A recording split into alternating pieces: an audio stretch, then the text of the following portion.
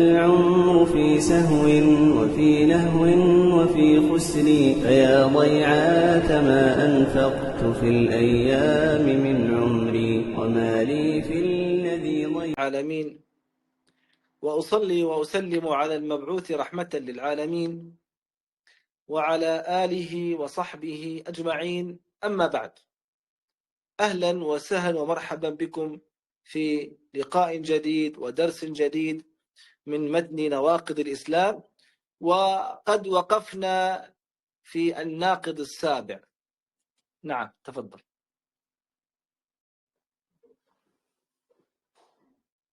Entonces, alhamdulillah, y las paces y bendiciones sean sobre el profeta Muhammad sallallahu alayhi wa sallam, y bienvenidos a una nueva lección, una nueva clase, una clase más de los invalidantes del Islam que hemos estado leyendo y que actualmente estamos en el invalidante número 7.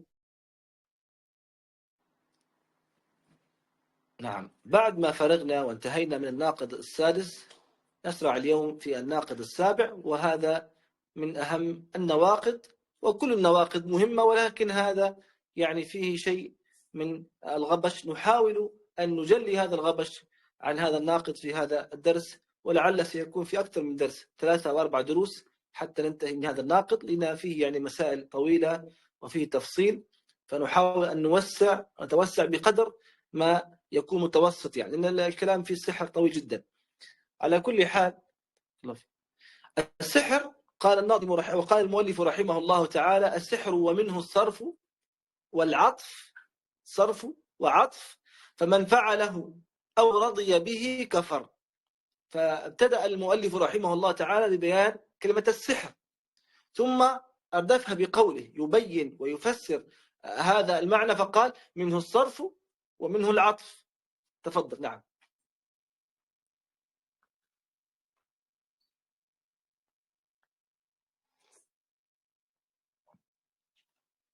Y continuamos con el séptimo invalidante, y es que es un invalidante muy importante y todos son importantes, pero este en especial también. Y hay mucho de qué hablar en este invalidante, es muy extenso y sobre todo muy importante para los musulmanes y musulmanas, pero intentaremos resumirlo y clarificarlo lo mejor posible durante esta clase, inshallah. Entonces, el séptimo invalidante del libro de los invalidantes del Islam, tenemos el invalidante donde el autor habla del sihr y antes de proseguir con este invalidante explica qué es el sihr, lo que decimos como magia, ¿no? Y lo explica como sarf o al-atf, y después de explicar sobre el tema de la magia, dice: quien lo haga o esté complacido con ello cometió kufr, es decir, cometió incredulidad. Nam. نعم، إذن قال المصنف رحمه الله تعالى: السحر ومنه الصرف والعطف، فمن فعله يعني قام بهذا الفعل، أو رضي به يعني ارتضى قيام هذا الفعل الكفري، كفر. حكمه أنه كفر، ارتكب ناقضا من نواقض الإسلام. ثم ذكر الدليل، قال قوله تعالى: وما يعلمان من أحد حتى يقولا إنما نحن فتنة فلا تكفر. نعم، تفضل. طبعا هذه في البقرة. Entonces, el séptimo invalidante hemos dicho que es la magia o la brujería, y forma parte de ello servirse de métodos satánicos para dividir a los esposos, conocido como sarf, o por lo contrario crear atracción entre un hombre y una mujer, conocido como el atf que hemos mencionado. Y el que lleve a cabo esto o esté complacido con ello habrá caído en el kufr, en la incredulidad. Es decir, habrá cometido un invalidante del Islam, pues que nulifica su Islam. ¿Y cuál es la prueba de ello? Pues la prueba de ello es el dicho de Allah subhanahu wa ta'ala en el Corán, en la sura del Baqara, donde el autor cita lo siguiente de estos versos muy conocidos, donde dicen lo siguiente, en la traducción aproximada: estos, los demonios, no enseñaban a nadie la magia o brujería sin antes advertirle: somos una prueba, no caigas en la incredulidad. Nam. طيب، إذن الكلام في هذا الناقد سيطول، ونحاول أن نضع الكلام يعني أو نحدد الكلام على نقاط مهمة في هذا الدرس. أول ما نبدأ به نعرف السحر من ناحية اللغة ومن الناحية الاصطلاحية. نعم. وبهذا نكون بينا يعني موضوع السحر كبداية، ونحاول أن نضع هذا الدرس أو نحدد هذا الدرس في نقاط مهمة. وأول ما نبدأ به تعريف السحر من الناحية اللغوية ومن الناحية الاصطلاحية. نعم تفضل. Nam, entonces, así, con esto habremos explicado el tema de la brujería, de la magia, y como inicio, pues intentaremos explicar y aprender el significado del sihr en el idioma, desde el idioma. Nam. طيب نبدأ بتعريف السحر من الناحية اللغوية. السحر هو صرف شيء عن وجهه، وبعض العلم عرفه وقال هو صرف الشيء عن حقيقته إلى غيره. ويعرف كذلك أو يعرف كذلك هو كل ما لطف ودق وخفي سببه. إن 3 تعريفات. التعريف الأول هو صرف الشيء عن وجهه. الثاني صرف الشيء عن حقيقته إلى غيره. الثالث والمشهور هو كل ما لطف ودق وخفي سببه. 3. نعم تفضل.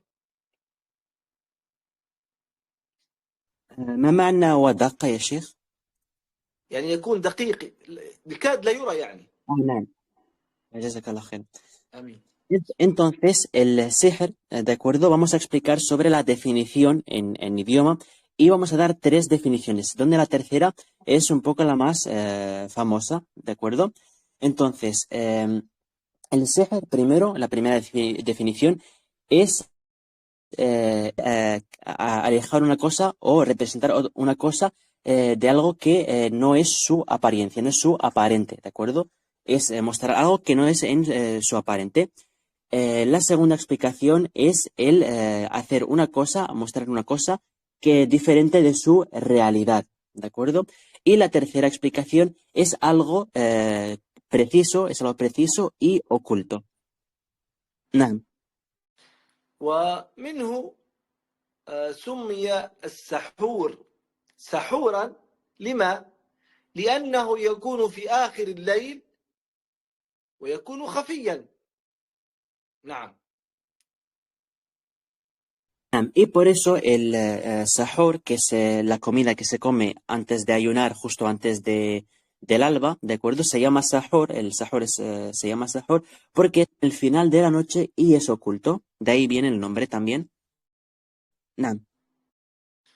وأما تعريف السحر من الناحية الاصطلاحية طبعا هناك تعريف عديدة، ومثلا هو عقد ورقى وطلاسم يتواصل بها الساحر مع الشياطين ليضر المسحور. وكذلك وأشهرها هذه التعريفات ما عرفه ابن قدامة رحمه الله تعالى، وهو بتعريف جامع مانع شامل لمعنى كلمة السحر من الناحية الاصطلاحية، وهو قوله هو عزائم ورقى وعقد تؤثر في القلب والبدن فيمرض ويقتل ويفرق بين المرء وزوجه. نعم. نعم.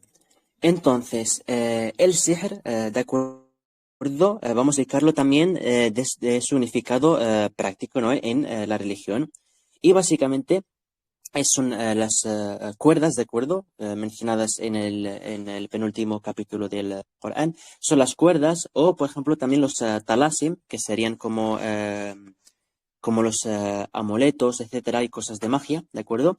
Y básicamente la definición es comunicarse, es aquí que sirve para comunicarse con los shayatín, con los demonios, para dañar al afectado. Y también tenemos una explicación que es mucho más englobante y que engloba pues todos estos significados que hemos dicho en la religión, pues los engloba todos. Y así lo definió Ibn Qudama como la azaim, que es la determinación que explicaremos más adelante, roqa y el uqad, que son los nudos, y todo esto que afectan al corazón y el cuerpo, por lo que causa enfermedad, muerte y separa a un hombre de su esposa. نعم. إذن بهذا يعني تعرفنا على تعريف السحر اصطلاحا. قلنا هو عزائم، يعني هو عبارة عن عزائم، يعني كلمات فيها مثلا طلاسم وفيها شيء من القبيل فتسمى عزيمة. رقى. طيب الرقية أليست أمر طيب؟ الرقية هنا في التعريف عندما عرفنا السحر قلنا وعزائم ورقى. طيب كيف، ما علاقة الرقى أو الرقية بالسحر؟ هل هناك أحد الطلبة يجيب؟ Bien. Entonces, con esto hemos conocido el sihr en significado y hemos dicho de azaim, que es decir, son las palabras que contienen los amuletos, etcétera, ¿de acuerdo? Es todo aquello que llevan los amuletos, talismanes, etcétera, para el tema de la brujería y la magia, ¿de acuerdo? Y hemos mencionado también las cuerdas y hemos mencionado la roca. Y aquí nos lanza una pregunta. El sheikh, no conocemos que la roca es algo bueno en el Islam. Entonces, ¿cómo se explica que esté mencionada aquí? ¿Hay alguien que esté dispuesto a responder? هل هناك من Se يجيب عن está السؤال؟ dispuesto a responder que levante la mano.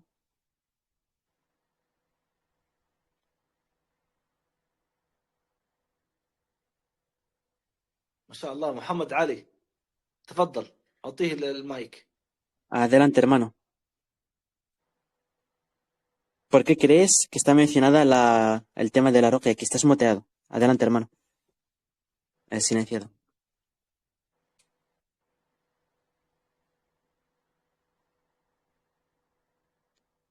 ما فيه لا لا لا نعم. أعلم.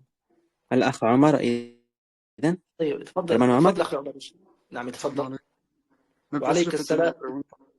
عليك السلام ورحمة الله. يمكننا أن تعاود السؤال؟ طيب Sí, dice básicamente, hemos mencionado que de entre las cosas pues, que engloban el sihr, la brujería, hemos mencionado pues el azaim, que son estas palabras, los talismanes, etcétera, y hemos mencionado la roquia, de acuerdo, la roca. La pregunta es ¿por qué está mencionada aquí? ¿Acaso no conocemos la roquia como algo bueno?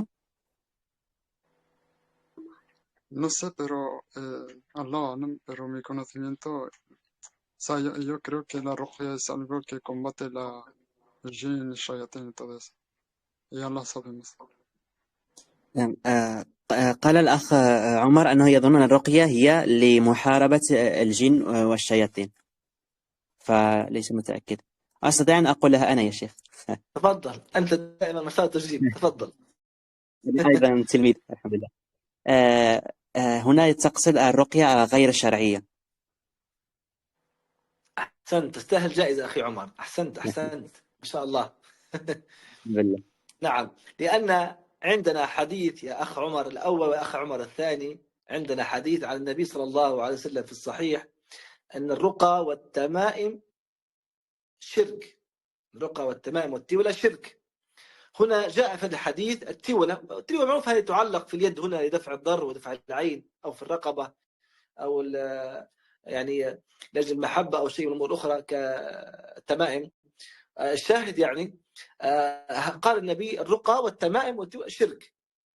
هل هنا الرقى مقصود بها الرقية الشرعية كما أجاب الأخ عمر جزاه الله خير، أي الرقية الغير شرعية اللي فيها كلام مثلا الاستعاذة بالشياطين، فيها قرآن ولكن القرآن هذا مقلوب، يعني مثلا يكتب بسم الله الرحمن الرحيم الحمد لله ثم يخربط ويكتب كلام ليس للقرآن في شيء، أو مثلا يقول يبدأ بدعاء مثلا ثم يدخل فيه اسم شيطان، وهكذا من الرقى الغير شرعية، كلها شرك وكفر بالله. الرقية الشرعية هي اللي ما كانت من كتاب الله سبحانه وتعالى أو من سنة النبي صلى الله عليه وسلم، غير ذلك فهي شرك وكفر بالله سبحانه وتعالى. نعم تفضل. Entonces, la respuesta es que la ruqya es en dos tipos, ¿de acuerdo? Está la legislada, la sharia, y la no legislada, la no sharia, que hacen los incrédulos y politeístas. Entonces, ¿cómo sabemos esto?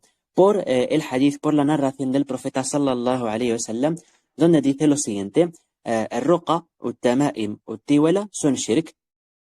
Ruqa es lo que estamos mencionando, y tiwala, por ejemplo, tama'im son los amuletos, y tiwala son los que hemos mencionado ya en otras clases, pero básicamente son aquí que se cuelgan las manos o los cuellos como pulseras o colgantes para supuestamente alejar el mal o alejar el mal de ojo o atraer el amor, etcétera, ¿de acuerdo? Pero básicamente aquí se menciona la ruqa, entre los demás que hemos mencionado, son shirk. Entonces la respuesta es que esta ruqya se refiere a la no legislada, ¿de acuerdo? Es la no legislada, que no es mashru'a, que tiene palabras como por ejemplo buscar ayuda en los demonios o meten en ello Corán, pero el Corán lo giran y lo tergiversan. Por ejemplo, empiezan escribiendo Bismillah ar-Rahman ar-Rahim, pero luego lo tergiversan y cambian los significados o las palabras, etcétera, o empiezan un dua, una súplica, y meten en estas súplicas nombres de demonios, y pues todo esto es kufr y todo esto es shirk, es decir, asociar con Allah. Y la ruqya shar'iyya, pues la sacamos del kitab, es decir, del Corán y de la sunna del profeta sallallahu alayhi wa sallam, y fuera de esto no es válido, no es legislada. Naam.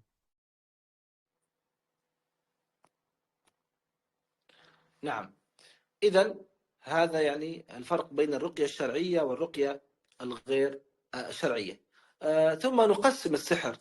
السحر ذكر أهل العلم في كتبهم أن السحر ينقسم إلى أقسام عديدة، لكن هذه الأقسام كلها يعني بالمختصر يعني ترجع إلى قسمين اثنين. تفضل. Entonces vamos ahora a explicar sobre el sihr, sobre la magia, sobre la brujería, y vamos a dividirlo en categorías, porque la gente de conocimiento pues dicen que se divide en varios aqsam, en varias categorías, pero vamos a hacerlo en dos categorías para explicarlo. Y esta es la diferencia entre la ruqya shar'iyya, es decir, la legislada, y la ruqya no legislada. نعم. طيب، عندنا القسم الأول ما كان عبر أو عبارة عن عقد، وكما قلنا مثلا رقى، أو القراءات هذه التمتمات والطلاسم التي توصل بها السحرة إلى استخدام الشياطين والعياذ بالله فيما يريدون للإضرار بهذا المستهدف أو بهذا الرجل أو هذه المرأة المراد سحرها، أو المراد الضرر والافتاء فتك بها بالسحر. نعم. Entonces, la primera categoría, de acuerdo, son los nudos, también hemos dicho antes cuerdas, básicamente son los nudos, ¿vale? Es más concreto. O las ruqa, que ahora ya sabemos que son las no legisladas, o los tama'im, los amuletos, talasim, etcétera, que hemos mencionado. Esta es la primera categoría. Y eso es lo que usan los brujos o magos para usar a los shayatín, a los demonios, para lo que quieren, es decir, para dañar a un objetivo o para dañar a un hombre o a una mujer que se quiere dañar. نعم. نعم. ودليل القسم الأول قول الله تعالى: واتبعوا ما تتلو الشياطين على ملك سليمان. هذا دليل القسم الأول. نعم. نعم. Y la primera evidencia, de acuerdo, la evidencia para esta primera categoría que hemos mencionado, está presente en la Surah del Baqara, donde Allah subhanahu wa ta'ala dice lo siguiente, en el verso 102, donde dice, al fin aproximada, siguen lo que practicaron los demonios en el reinado de Sulaimán, hasta el final del verso. نعم. وطبعا هي سنأتي إن شاء الله في دروس متقدمة بإذن الله تعالى نبين يعني أن هذه الآية لها فضل عظيم في الرقية الشرعية: واتبعوا ما تتلو الشياطين على ملك سليمان وما كفر سليمان ولكن الشياطين كفروا يعلمون الناس السحر. هذه الآية أخي عمر بارك الله فيك إذا قرأتها في الغالب يعني على حالات عندهم تفريق، عندهم مثلا تصفيح، تظهر عليهم علامات مباشرة. يعني هذه الآيات إذا قرأتها على من مصاب بسحر تعطيل الزواج أو التفريق بينه وبين زوجته أو مثلا تصفيح، تظهر علامات مباشرة سواء على الرجل أو على المرأة. تظهر علامات إما بالصراخ، إما يعني نمنمة تكون في اليد مثلا هكذا أو في الأطراف، أو إما يكون صداع شديد، وهكذا من العلامات الكثيرة. فهذه الآية يعني من آيات الرقية القوية التي تؤثر على الشياطين بإذن الله سبحانه وتعالى. نعم. Nah. Entonces, el verso, que es el siguiente, donde dice Allah subhanahu wa ta'ala, la traducción aproximada, sigue lo que practicaron los demonios en el reinado de Sulaimán, pero no fue Sulaimán quien cayó en la incredulidad, sino que fueron los demonios al enseñar a los hombres la magia que les había sido revelada a los dos ángeles, Harut y Marut, en Babil, y hasta el final del verso. Entonces, en futuras clases, ¿vale? Clarificaremos más sobre este verso y la gran virtud que tiene este verso en la ruqya shar'iyya, la ruqya legislada, y es que es un verso muy fuerte que tiene una gran virtud. Y de hecho, si lees este verso en casos de separación, en casos de tasfih, básicamente separación entre el hombre y la mujer, etcétera, o problemas, pues a veces ya se notan en ellos signos directamente. O, por ejemplo, los casos de ta'til zawaj, es decir, el retraso o atraso en la capacidad de uno de poder casarse, o la separación entre uno y su mujer, o su esposa o esposa, se ven directamente signos en ellos al leer sobre ellos o al leerles este verso. Como, por ejemplo, ya se puede ver en ellos un hormigueo en las manos o las extremidades, o pueden llegar a tener un dolor muy fuerte en la cabeza, entre otras señales o cosas. Y es un verso muy fuerte que afecta a los demonios, a los shayatin. نعم. طيب أنا ذكرت جملة أو لفظة، قلت التصفيح.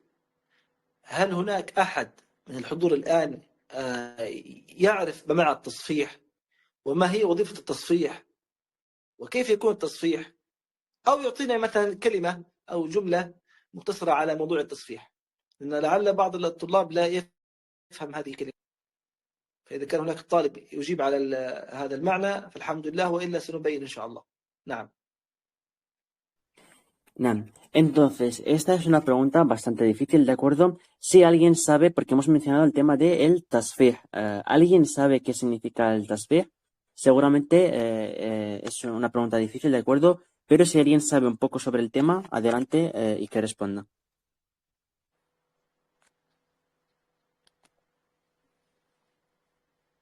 نعم. أظن ليس هناك أي شيخ أي أحد يا شيخ. السؤال صعب قليلا. أنا لست طيب. متأكدا هل أعلم.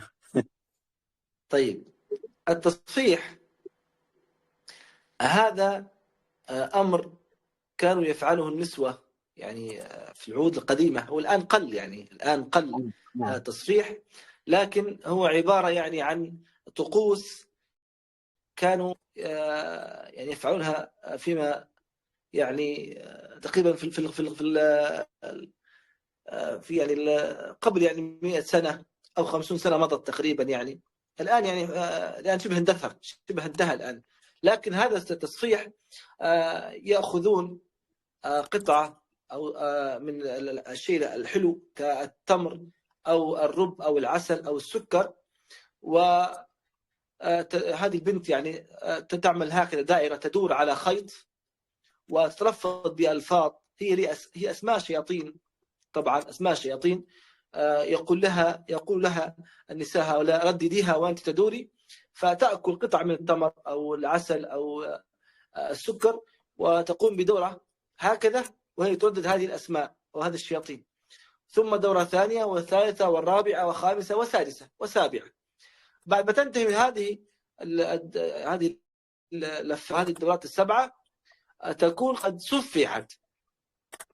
هذا صفحت هكذا. طبعا هذه يفعلها النسوة قديما أو نساء قديما لأجل يعني حماية المرأة من الاغتصاب ومن يعني هذه الأمور من الزنا والفاحشة وغير ذلك. وبهذه الكيفية يتسلط شيطان يمنع وصول ذكر الرجل إلى فرج المرأة، يمنع وصول ذكر الرجل إلى فرج المرأة، فيحصل له إما ارتخاء أو يحصل له قلق، بحيث أنه لا يحصل الجماع أو الزنا إذا كان على حسب الصورة أو الاغتصاب يعني. فهذا يعني باختصار شديد. ولا يحل عندهم قديما طبعا إذا قارب وقت الزواج وأرادت هذه المرأة أن تتزوج، ترجع لهذه المرأة نفسها وتقوم بنفس الطقوس الشيطانية والعياذ بالله، إلا أنها تدور بالعكس. لما تدور يمين الآن تبدأ بالعكس، عكس عقارب الساعة. حتى يعني تفك هذا السحر والعياذ بالله. نعم، هذه باختصار يعني. Jazakallah khairan, Sheikh. وإياك. Entonces, el tasfih es algo que hacen las mujeres, o bueno, sobre todo hacían las mujeres, porque son rituales pues que hace como 100 o 50 años que se hacían, pero ahora ya es muy poco frecuente. Pero el tasfih, básicamente, para resumirlo, es que cogen un trozo de algo dulce, como por ejemplo un dátil o miel o azúcar, y se le dan a una mujer, esto es obviamente a una mujer joven, por ejemplo, y le dan también con una cuerda que viene pues escrita con nombres de demonios, etcétera, y a la mujer le dicen que que se repita esos nombres mientras gira, y coge un trozo de esto, ¿de acuerdo? Un dátil o lo que sea, y empieza a dar vueltas repitiendo estos nombres, y así 1, 2, 3, 4, hasta 7 vueltas, y cuando termina de dar estas 7 vueltas mientras recita estos nombres de los demonios, pues تكون سفيحت, es decir, habría sido afectada por el tasfih, por esto. Y básicamente esto lo hacían antes para proteger la mujer de la zina, del adulterio o de la violación, etcétera. Y con esto pues la ataca un shaitán, está con ella un demonio que evita que las partes de un hombre pues lleguen a la mujer y pues causando problemas o preocupaciones o cosas en el hombre para que esto así no ocurra y evitar que pase esas relaciones. Y si quiere casarse, pues tiene que ir de nuevo a esta mujer y esta vez da vueltas, pero al revés, y pues va dando 1, 2, 3 vueltas, incluso puede estar 1 hora dando vueltas hasta que se deshaga esta magia, esta brujería. Nah, طيب لحظة، أرى طلاب. نعم. طيب الآن أخذنا القسم الأول. القسم الثاني بارك الله فيك هي أدوية وعقاقير تؤثر في بدن المسحور وعقله وتفكيره وكذلك إرادته، فيؤثر في بدن المسحور بضعافه شيئا فشيئا حتى يهلك، ويؤثر في عقله حتى يصل به الحال إلى الجنون أحيانا، ويؤثر في تصوراته بأن يتخيل أشياء على خلاف ما هي عليه في الحقيقة. نعم، هذا النوع القسم الثاني. Nah, y con esto hemos explicado la primera categoría y ahora vamos a explicar la segunda. La segunda categoría básicamente son medicamentos o sustancias que afectan al cuerpo, mente, pensamiento o voluntad del afectado, del embrujado. Y este sihr, esta brujería, van afectando y desgastando o mermando a la persona hasta llevarlo a su destrucción o muerte. Y puede llevarlo hasta la locura a veces, o que se imaginan cosas a diferencia de lo que son en realidad y les afectan pues mentalmente, y estas sustancias le van debilitando y afectando. نعم. طبعا سحر الأدوية هذا والتدخين ونحوه هو فليس بالسحر طبعا، إنما سمي سحرا على سبيل المجاز، كتسمية القول مثلا الإنسان البليغ صاحب البلاغة وصاحب الحجة القوية سحر. طبعا جاء عن النبي صلى الله عليه وسلم أنه قال إن من البيان لسحرا. بعض الناس أتاهم الله سبحانه وتعالى الفصاحة في اللسان وفي الكلام، يسحر من أمامه بكلامه، وربما كلامه يكون كذب لكن هو بقوة إلقائه وكلماته وهذه الجمل، يختار جمل المتناسقة الأنيقة الطيبة، فيعني يكون كالسحر على من يستمع لهذا المتحدث. ولهذا قال النبي صلى الله عليه وسلم إن من البيان لسحرا. نعم، كذلك أيضا كتسمية النميمة بالسحر، فيفعل كما يفعل الساحر، تفرق بين الناس، فهذه يعني من النوع الثاني. نعم.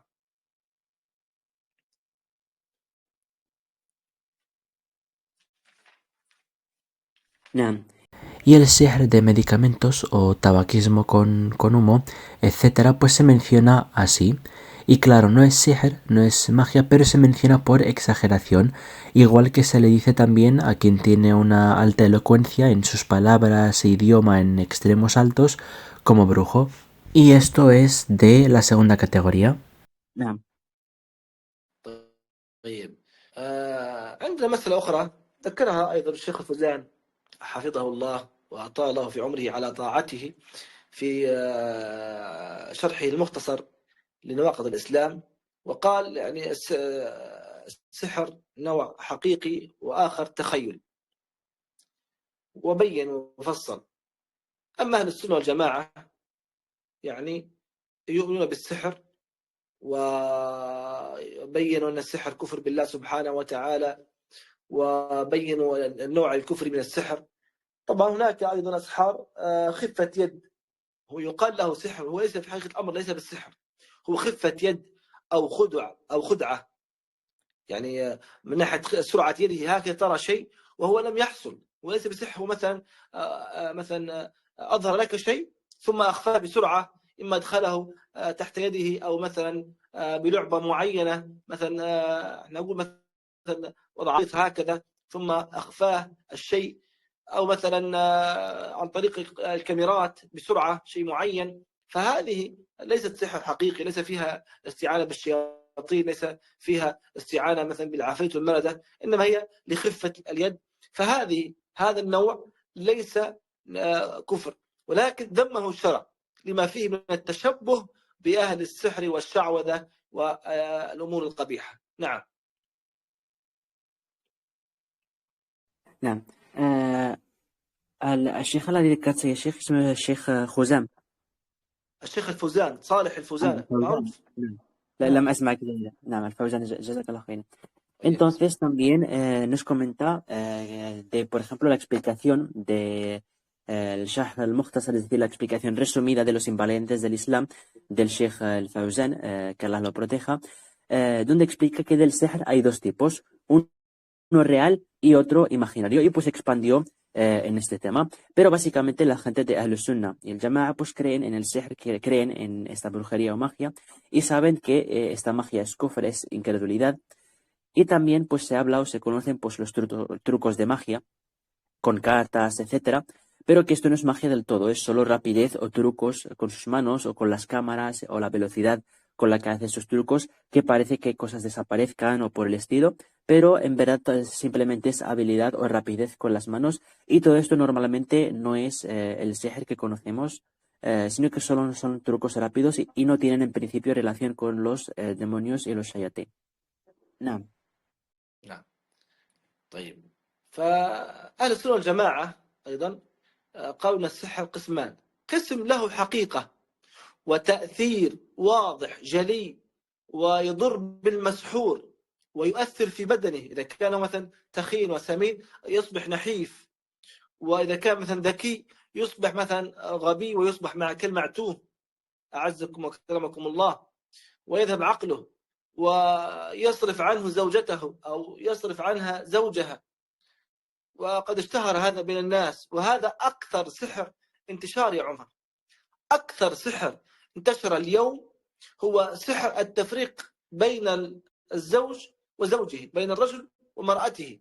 هذا هو السحر اليوم، يعني أكثر سحر انتشر الآن في العالم العربي وحتى غير العربي هو سحر التفريق بين الرجل وزوجته، بين الرجل وأمه، بين الرجل وأبنائه، والأكثر بين الرجل وزوجته. يفرق حتى يحصل الطلاق ويحصل الشقاق ويحصل المعارك والشجارات وغير ذلك. هذا كله كان بسبب هذا السحر والأكثر انتشارا. ثم يأتي بعدها الدرجة الثانية سحر الأمراض، أعفانا وإياكم الله، كالأورام والأمراض القاتلة. ثم بعد ذلك سحر الانتحار، وهذا انتشر عندنا في ليبيا انتشار عجيب. يعني سبحان الله، رجل مصلي في المسجد ومحافظ على الصلاة في المسجد، يعني يصلي الفجر في جماعة، ثم ثاني يوم تسمع بأنه انتحر، مات شنقا.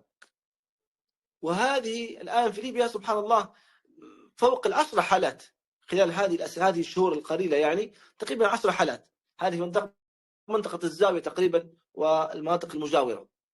يعني سحر هذا يعني فتاك، يقتل ويفرق، والله المستعان. فهذه أكثر الأسحار الآن انتشارا ويقوم بها السحرة في أغلب البلدان العربية: سحر التفريق، سحر القتل، سحر الأمراض. نعم تفضل.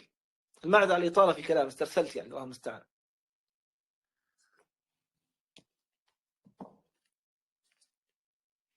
ممكن فقط تذكر لي آخر الثلاثة الأنواع من السحر، يعني التفريق، الانتحار، والأمراض.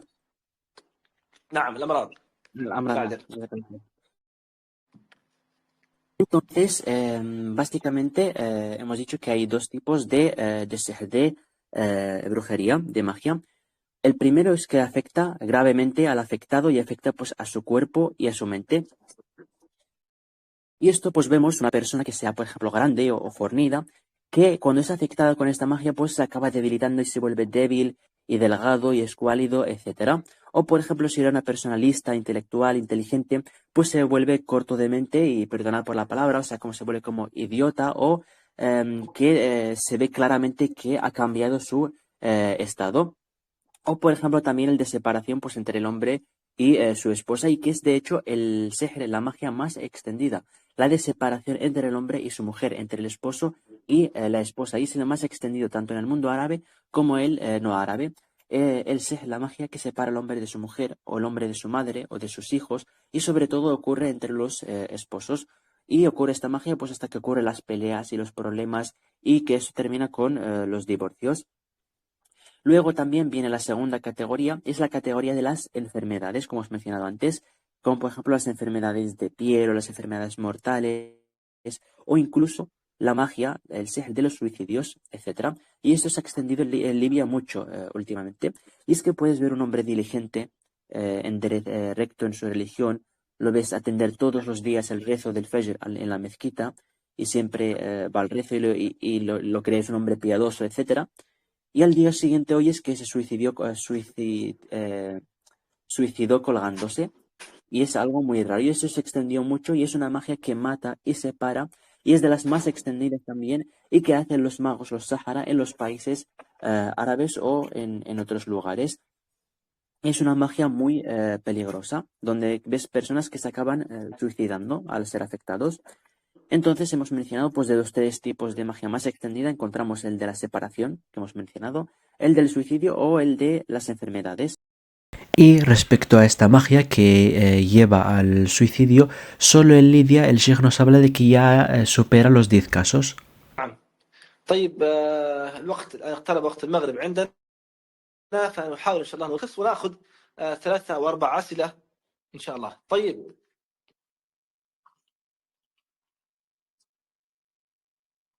Entonces ya se va acercando el tiempo del rezo, donde está nuestro querido Sheikh. Y para ir pues terminando con la clase del día de hoy, pues vamos a abrir a algunas preguntas, sobre todo que solo sean relacionadas con el tema de la magia, ¿de acuerdo? Si alguien quiere pues alguna explicación del tema de la magia, pues adelante, hermanos y hermanas.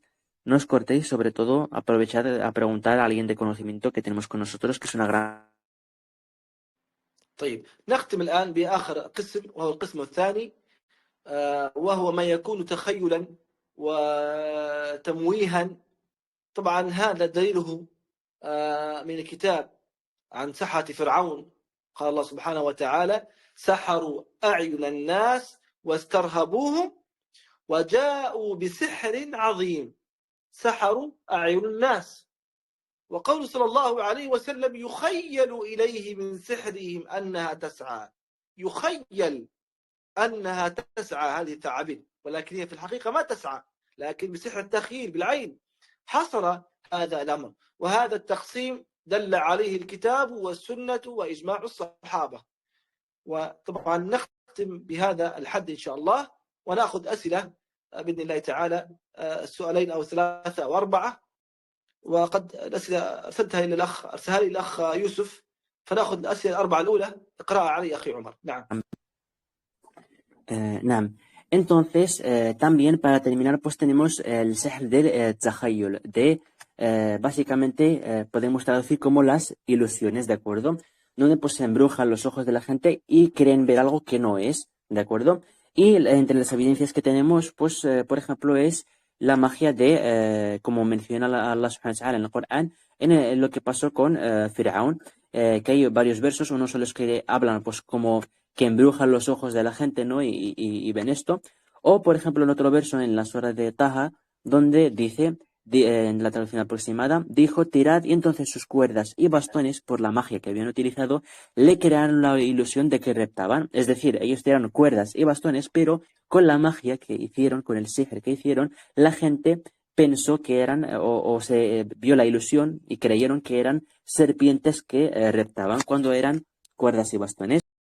Y este asunto ocurrió y está indicado en el Corán, la Sunna y por el consenso de los Sahaba. Entonces, con esto habremos terminado la clase del día de hoy y pasaremos a las preguntas, inshallah, y vamos a verlas. Las preguntas son las siguientes. La primera pregunta dice, ¿cómo aconsejar a nuestra umma de los peligros de la brujería?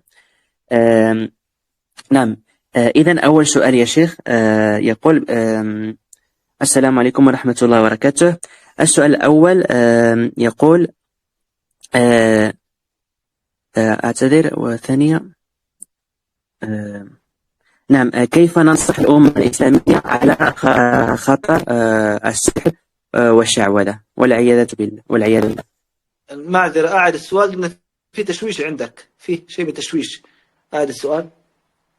نعم السؤال الأول يقول كيف ننصح الأمة الإسلامية على خطر السحر والشعوذة. طيب، بسم الله والصلاة والسلام على رسول الله وعلى آله وصحبه ومن والاه، أما بعد. كيف ننصح الأمة الإسلامية وإلى آخر ما قال في السؤال؟ أن نبين لهم أن هذا السحر كفر بالله سبحانه وتعالى، وقد ذمه الله سبحانه وتعالى في آيات عديدة، ومنها قوله تعالى واتبعوا ما تتلو الشياطين على ملك سليمان وما كفر سليمان ولكن الشياطين كفروا يعلمون الناس السحر. وقال وما يعلمان من أحد في بداية المتن، بداية الناقض السابع، وما يعلمان من أحد حتى يقولا إنما نحن فتنة فلا تكفر. فهذه الآيات تدل على أن السحر كفر بالله سبحانه وتعالى. وكتب عمر الفاروق رضي الله عنه أن نقتل كل ساحر وساحرة، وكان هذا عندما أرسل سرية إلى الشام أوصاهم بهذه الوصية أن يقتلوا كل ساحر وساحرة، لأنه يعي ويعلم ضرر السحرة على المجتمعات الإسلامية وعلى الأمة الإسلامية بالعموم. وقد روى عنه أنه قال حد الساحر ضرب بالسيف. وقتلت حفصة رضي الله عنها أم المؤمنين جارية لها سحرتها فأمرت بقتلها. ويقول صلى الله عليه وسلم فيما صح عنه اجتنبوا السبع الموبقات المهلكات. قيل وما هن يا رسول الله؟ قال الشرك بالله، ثم قرنها بالسحر، قال الشرك بالله والسحر، فجعل السحر النبي صلى الله عليه وسلم جعل السحر بعد الشرك بالله. هذا يدل على عظم هذا الأمر. طيب أحد الإخوة، المعذرة، انتظر إن شاء الله أكمل السؤال ثم أعطيك الإجابة يا من في قناة المركز إن شاء الله، أبشر. يعني إذن بينا أن هذا السحر كفر، وقد قارن السحر النبي صلى الله عليه وسلم بالشرك، فجعل السحر قرين للشرك، وهذا يدل على عظم السحر وعلى خطره وشره. وقد جاء عن أبي هريرة رضي الله عنه قال من عقد عقدة ثم نفث فيها فقد سحر، ومن سحر فقد أشرك، والشرك كفر بالله سبحانه وتعالى. والإمام القرافي المالكي السحر قال لا يتم إلا بالكفر. علاش؟ لماذا؟ لأن ما في ساحر إلا ويتعامل مع شيطان، وما في شيطان يطيع هذا البشر هذا الآدمي إلا بشيء كفري. يعني الإنسان إذا أراد أن يسحر ويدخل في هذه الزوبعة وهذه الكفريات سيتعامل مع الشياطين، والشيطان يعني لن يطيع هذا الإنسان إلا إذا تعاون معه، وهذا التعاون لا يكون إلا بكفر الإنسان، إما والعياذ بالله يتوضأ ببوله، وإما يضع بعض الفضلات في المصحف، وقد رأينا حالات هكذا بيوم أعيننا والله المستعان، وإما يدخل بالمصحف إلى الأماكن القذرة، وإما يصلي على عكس القبلة، وإما يذبح شاة أو إبل أو بقر لغير الله للشيطان، وأي شيء كفري والعياذ بالله. ولهذا قلنا السحر كفر والله المستعان. المعذرة على الإطالة، تفضل أخي عمر بالترجمة. نعم. Entonces, el sihr, como hemos mencionado, la magia, la brujería es incredulidad, es kufr, y tiene un grave peligro y efecto y daño en la sociedad y en la umma en general. Y de hecho, como tenemos en el verso 102 de la Surah al-Baqarah, donde dice lo siguiente: siguen lo que practicaron los demonios en el reinado de Sulaimán. Pero no fue Sulaimán quien cayó en la incredulidad, sino que fueron los demonios al enseñar a los hombres la magia que le había sido revelada a los dos ángeles Harut y Marut en Babil. Estos no enseñaban a nadie sino antes advertirle: somos una prueba, no caigas en la incredulidad. Así aprendieron de ellos cómo separar al hombre de su esposa, pero no perjudicaron a nadie sin permiso de Allah. Aprendieron lo que les perjudicaba y no les beneficiaba, y ciertamente supieron que quien adquiera ese conocimiento no tendría parte en la última vida. Ojalá hubieran sabido cuán malo era el precio por el que vendieron sus almas. Entonces, sobre esto, y de hecho aquí hemos mencionado también parte de lo que hemos mencionado para el séptimo invalidante, de hecho en este mismo verso, y también tenemos de Umar al-Faruq, radiyallahu anhu, donde él dijo: matad a todo sahir, y sahir, es decir, a todo mago o maga, todo brujo o bruja. Su pena es la ejecución, esto es la ejecución, y de hecho envió esto en una carta también al Sham para que se lleve a cabo lo que dijo, porque porque Omar ibn al-Khattab sabe del daño que los magos causan en la umma y en los musulmanes y en la umma en general. Y también es narrado de él que el had para el sahir es darb bisayf, es decir, el golpe con la espada. Y de hecho, Hafsa, radiallahu anha, la esposa del profeta, mató o ejecutó a una esclava que la embrujó, y entonces ordenó que sea ejecutada. Y de hecho tenemos del profeta sallallahu alaihi wasallam una narración muy importante que todos deberíamos de saber, donde dice: y este hadith, esta narración, fue narrada bajo la autoridad de Abu Huraira radiyallahu anhu. Dice: evitad las 7 mobiqat, es decir, las 7 muhlikat, las 7 destructoras, los 7 pecados destructores. Y los compañeros le preguntaron cuáles son, oh profeta de Allah, sallallahu alaihi wasallam, y él dijo: el shirk billah, es decir, el asociar con Allah, y lo enlazó directamente y dijo: y el sihr, es decir, y la magia. Entonces el profeta sallallahu alaihi wasallam, justo tras mencionar el asociar con Allah, con el shirk, lo juntó con el sihr. Y esto indica la grandeza y la peligrosidad de este asunto. Entonces mostramos que este sihr es kufr, es incredulidad, y que el profeta sallallahu alaihi wasallam lo puso justo al lado del shirk. Y esto nos debe pues demostrar la gran peligrosidad que tiene este asunto. También dijo, o fue narrado, que quien ata un nudo y sopla en él cometió sihr, y quien cometió sihr cometió shirk. Y esto pues de atar los nudos y soplar de él es un tipo de magia. Y el sihr no trae nada excepto que el kufr. De hecho, uno para hacer sihr pues ya por defecto ya cae en kufr solo con hacerlo. Y es que no hay sahir, es decir, no hay mago o brujo que quiera hacer esta magia suya, excepto que trata con shayatin, trata con los demonios para hacerlo. Y para tratar con ellos, pues debe de cometer kufr, debe de cometer incredulidad. Es decir, si uno quiere hacer sihr y quiere meterse en la brujería, en la magia, y en esas horrendas acciones, pues debe de meterse con shayatin, debe de meterse con los demonios, estar con ellos. y el shaitán pues no le obedecerá excepto si éste coopera con él. ¿Y cómo coopera con él? Pues coopera si comete kufr, si comete incredulidad, haciendo cosas de las más horripilantes que os podáis imaginar e incluso peor de lo que os podáis imaginar. Por ejemplo, este shaitán, este demonio, pues le ordena que se haga el wudu con su propia orina o que ponga excrementos en el mushaf, en el libro de Allah, en el sagrado libro de Allah, como esto ya alguna gente pues habrá visto casos. O que entre con el mushaf, que entre con el Corán en sitios sucios, o que rece al contrario que la qibla, la dirección de rezo, o que sacrifique una oveja o una vaca o un camello a otra parte de Allah o a un demonio. Y todo esto es shirk, todo esto es politeísmo, todo esto es asociar con Allah, y por eso dijimos que el sihr es kufr, el sihr trae kufr con ello y el shirk.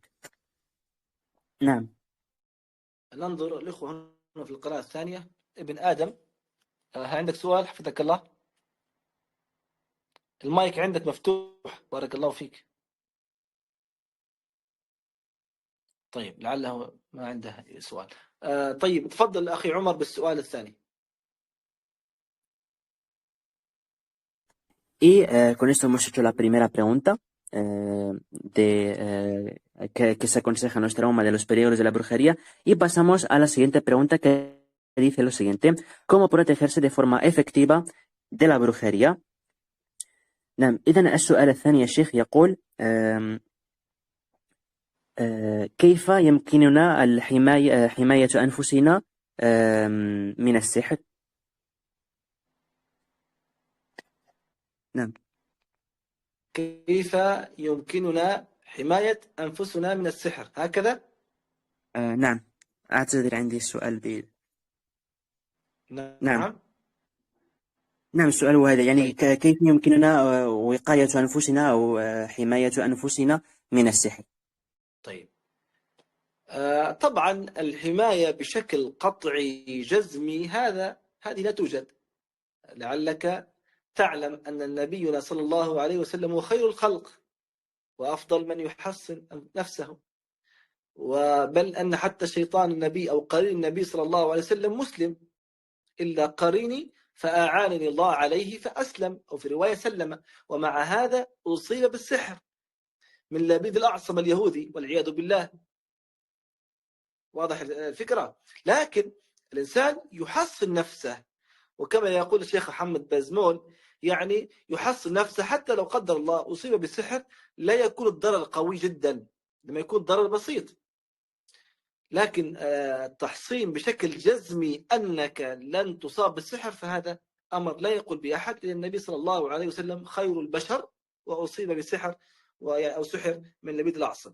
لكن يعني بالعموم نقول الإنسان يحافظ على الصلوات في المسجد مع الجماعة، هذه التحصينة الأولى، ويحافظ على أذكار الصباح والمساء، هذا أمر مهم جدا، يحافظ على أذكار الصباح والمساء في وقتها. كذلك يصلي الفجر مع الجماعة، وهي تبع للنقطة الأولى، لكن يركز ويحافظ على صلاة الفجر بشكل خاص أكثر. وكذلك أيضا مع تلاوة القرآن الدائمة يقرأ، يجعل ورد يومي ولو حتى صفحة واحدة أو نصف صفحة أو بضع آيات، المهم يكون عنده ورد يومي. والتحسينات كثيرة جدا، يعني عند النوم ينام على وضوء، يجمع يديه هكذا وينفث، يعني يقرأ الفلق والناس والإخلاص ثم ينفث هكذا، ثم يمسح جسده وما يعني ظهر منه، ثم يعاود يكرر مرة ثانية ويمسح، والمرة الثالثة ويمسح. كذلك أيضا ينام على شقه الأيمن، نعم. كذلك يقرأ أواخر سورة البقرة وآية الكرسي. هذه كلها تحصينات يعني قبل النوم، لأن في الغالب يعني الإنسان عند النوم يكون عرضة للتعرض للشياطين والعياذ بالله، الكوابيس والأحلام المفزعة ولغير ذلك. والتحصينات عديدة، لكن هذه يعني من أهم التحصينات. ويحافظ دائما يكون على وضوء، يحافظ، يلتزم بالرواتب، يحاول يجتهد في قيام الليل، صلاة الضحى يعني يصليها أحيانا كما كان يفعل النبي صلى الله عليه وسلم، لم يواظب عليها على القول الصحيح، وهكذا. نعم، هذه تحصينات بإذن الله تعالى، بإذن الله تكون لك حصن حصين من الشياطين وضر الشياطين والعياذ بالله. نعم.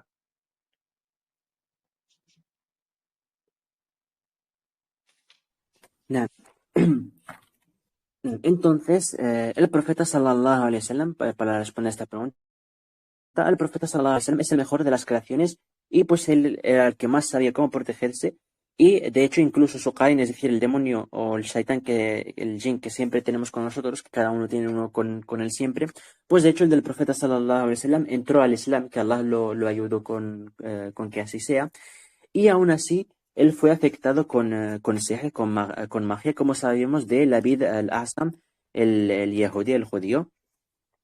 Y, así también como nos dice el Sheikh Mohammed Bazmul, que uno debe de protegerse a sí mismo, debe de hassan nafs, es decir, protegerse a sí mismo, para que incluso si es afectado, que sea en algo muy leve, que no sea pues en algo mucho mayor, porque pues se protege a sí mismo y hace todo lo que puede. Pero protegerse totalmente, pues el profeta sallallahu alaihi wasallam sabía cómo protegerse y era el mejor de las creaciones y aún así también fue afectado. Pero pues uno debe hacer todo lo que pueda para que, como dijo el Sheikh, se posea algo lo más leve posible y así que no sea algo difícil. Entonces, entre métodos de protección hay muchísimos, ¿de acuerdo? Pero entre los que podemos mencionar, por ejemplo, el perseverar en los rezos, en sus tiempos y con la congregación, es decir, en la mezquita, etcétera. También muy importante los adkar de Sabah o el Mesa, es decir, las súplicas que son de la mañana y de la noche en sus tiempos. También el tercer punto que viene dentro del primero es rezar el rezo del Fajr en el Jama'a, en congregación, y en especial el rezo del Fajr, aunque todos son importantes, en especial enfocarse en el rezo del Fajr en su tiempo y en congregación. También pues encontramos el leer el Corán, la lectura diaria del Corán, una lectura constante siempre del Corán, de que tengas pues tu porción del Corán diariamente, aunque sea solo una página, o aunque sea media página, o incluso solo algunos versos, pero lo importante es tener esta constancia diaria, tener esta porción del Corán diaria en tu vida.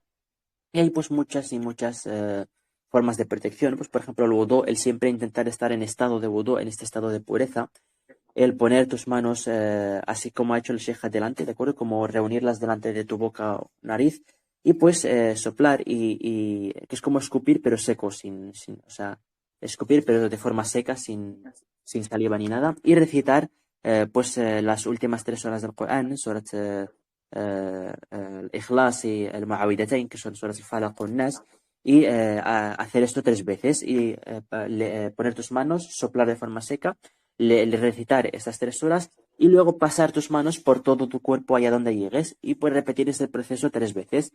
Esto también es de entre las formas de protección de Ruqya. También pues encontramos el tema de dormir en tu lado derecho, el leer la aya del Kursi y los últimos 2 versos de la sura del Baqara. Y todo esto son métodos de protección pues antes de dormir, sobre todo antes de dormir, porque pues uno puede estar más expuesto a los shayatín, a los demonios, con pesadillas, etcétera. Y pues de entre los muchos tipos de protección pues está esto y el intentar pues siempre estar en estado de wudu, el intentar hacer las rawatib, es decir, los rezos voluntarios, que son estas 12 rakas y el resto de acciones voluntarias, ¿no?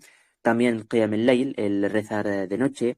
También, pues de vez en cuando, intentar pues siempre recordar el rezo del Doha, el rezo después de que sale el sol, que a veces, porque también el profeta sallallahu alaihi wasallam lo hacía, pero no era algo que hacía diariamente sin falta, como así es narrado o así consta en las narraciones. Y pues entre estos métodos de protección y muchos más que podéis buscar para protegernos. Nam.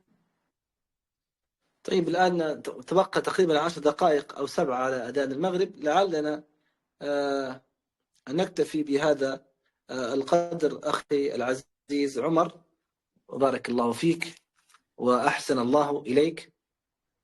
آمين. إذا نكتفي بهذا يا شيخ، جزاك الله خيرا، أكرمك الله وإياك. وتقبل الله منك وطيب الله آمين. صورتك. جزاكم الله خير. أحسن الله إليكم. Amén. Y con esto, inshallah, ya se acerca el tiempo de rezo para nuestro querido Sheikh. Y con esto, pues, nos bastaremos para la clase del día de hoy y seguiremos en la próxima clase con más, inshallah. Las paces y bendiciones sean sobre el profeta Muhammad, sallallahu alayhi wa sallam. Y con esto terminamos la clase. Wassalamu alaikum wa rahmatullahi wa barakatuh. السلام عليكم ورحمة الله. يا عبادي الذين آمنوا إن أرضي واسعة فإياي فاعبدون كل نفس ذائقة